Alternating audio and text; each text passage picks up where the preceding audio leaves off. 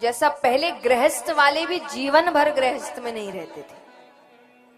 एक उम्र के बाद जब बच्चे समझदार हो जाते थे, बच्चों को राज इत्यादि देकर वो वन की ओर वैराग्य, तो जिंदगी भर गृहस्थ में नहीं रहते थे। एक समय तक गृहस्थ का आनंद लेते, फिर वैराग्य लेते। तो वो भरत जी भी, उन्होंने अपना समय बिताया, फिर वैराग्य वन की ओर चले गए। अब एक दिन वे नदी में स्नान कर रहे हैं, तो एक किनारे पर मृगों का समूह है। मृग यानी हिरण। तो उस समूह में एक मृग मादा भी है जो गर्भवती है। अचानक सी सिंह की गर्जना होती है, सब डर गए। तो डर के मारे सब दूसरी ओर छलांग लगा रहे हैं। तो उस मृग मादा ने भी छलांग लगाई, पर छलांग की वजह से उसका बच्चा गिर जाता है। अब पानी में गिरता है तो पानी में भरत जी है, भरत जी ने पकड़ लिया। और वहां पर क्योंकि इस प्रकार बालक हुआ, माता की मृत्यु हो गई, तो भरत जी कहते अब ये बच्चा कहां रहेगा? तो वो अपनी कुटिया लेकर आ गए। अब मनुष्य का ये स्वभाव है कि अगर वो 24 घंटे किसी के साथ बिता रहा है तो उसमें मोह पड़ जाना स्वाभाविक है।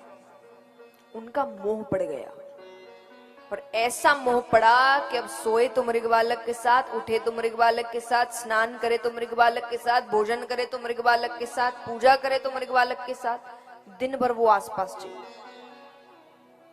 कहां ये मोह माया छोड़ कर आए थे और कहां यहां पर भी मोह में पड़ गए। अब एक दिन वो पूजा की तैयारी कर रहे हैं, वो बच्चा बाहर जो मृग बालक के खेल रहा है, बाहर मृगों का समूह आया। अपने जैसों को देखकर वो उनके साथ चला गया।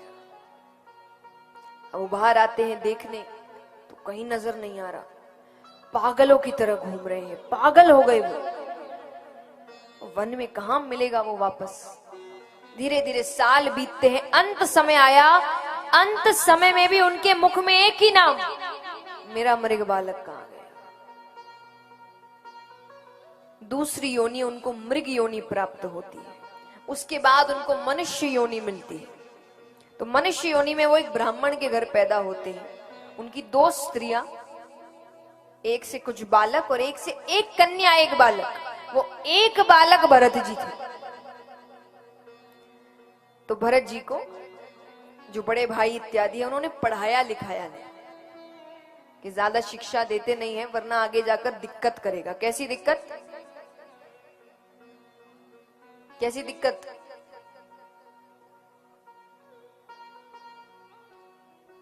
ये साफ चुपर अपना हक मांगेगा, क्योंकि माँ बाप की मृत्यु हो गई थी, तो वो अपना हक मांगेगा कि मुझे भी जीवन जीना है। क्योंकि उनको पढ़ाया लिखाया नहीं गया, कुछ भी नहीं, तो उनको लग रहा है इसको अनपढ़ रहने देते हैं, तो घर के काम इत्यादि कराने लगे। अब घर वाले कराते सो कराते, बाहर वाले भी कराने लगे।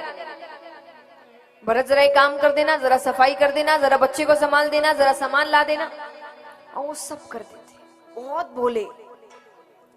उनके इस भोलेपन को उनकी मूर्खता समझी और उनका नाम रख दिया जड़ भरत।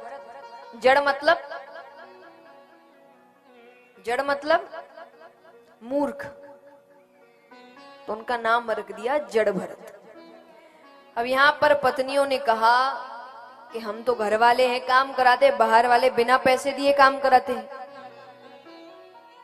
तो भाई कहते काम करो, इसको गांव के बाहर जो खेत है अपना, उसकी रखवाली के लिए भेज दो।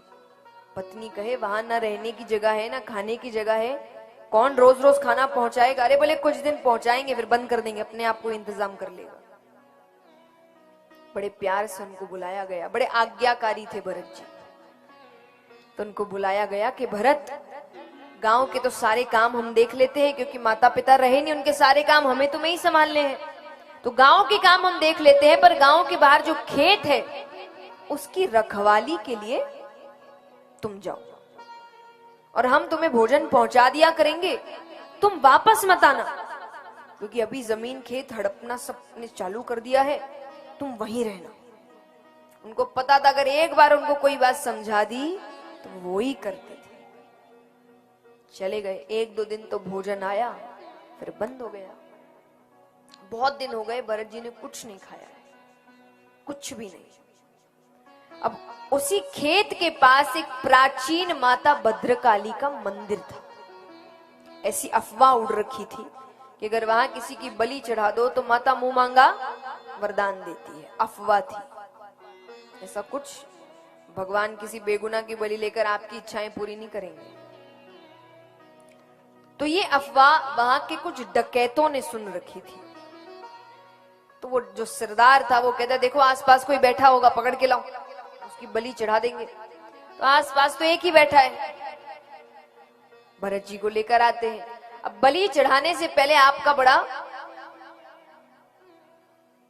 क्या कहते हैं, आओ भगत होता है। अच्छे निलाया दुलाया जाता है, कपड़े दिए जाते, खाना दिया जाता है। तो उनको खाना जब दिया गया, वो इतने भूखे हैं कि वो दोनों हाथों से खाने लगे। जब तृप्त हो गए तब उन्होंने एक डकैत को अपने पास बुलाया कि आज कोई उत्सव है क्या? मुझे अच्छे कपड़े दिए जा रहे हैं, भोजन दिया जा रहा है। अब उनको लगा अकेला है, भाग भी कहां जाएगा, तो उन्होंने सच बोल दिया कि नहीं, आज तुम्हारी बलि चढ़ाई जाएगी। भरत जी कहते हैं तो एक काम करो, रोज मेरी बलि चढ़ा दिया करो, मुझे भोजन दे दिया करो, मैं पास ही रहता हूं। उनको बलि तक का मतलब नहीं पता था, तो उनको लग रहा है जो भी करता है कर ले, पर मुझे खाना दे दे बस।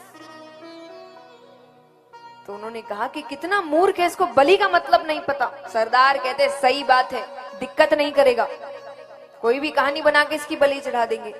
तो उन्होंने कहा कि तुमने सही कहा, आज एक उत्सव है, आज माता दर्शन देने आने वाली है, चलो हम सब मंदिर जा रहे हैं। मंदिर में ले गए, बोले आंख बंद करके सर झुकाकर घुटने पर बैठ जाओ, माता देखना दर्शन देने आएगी। वो बैठ गए, तलवार निकालते हैं, मारने लगते हैं कि वहां पर साक्षात माता भद्रकाली प्रकट होती है। बोलिए काली महाकाली मात की। जितने डकैत से सबका वध करती है। देखिए, जो खुद की चिंता नहीं करते ना, उनकी चिंता भगवान करते।